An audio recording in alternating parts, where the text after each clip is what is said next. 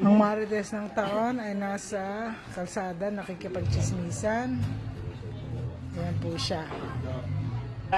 Pag tumatahimik yung boses mo, pwede mo naman sabihin na oo. Pag tumitingin ka sa pinto. Ngayon ko lang naman ang nagsabi sa akin. Oh my. Carla! Saan ka pupunta? Kumain na kami na. Ayan. Carla, pwede mo bang ibalik na lahat itong mga doon, paunti-unti? Sa... Sa kusina. Tiya, tulungan mo ako. Basta may chismis, oh. Dumayo pa dito. Oh. Paano mo naman nalaman lahat ng impormasyon na yan? Ha? Paano mo naman nalaman lahat ng impormasyon na yan? Anong ngalan nito? Hindi ka mo totoo ng kulay. Ay, naku, ako, hindi ako makuhuli sa mga... Tama. Ikaw pa.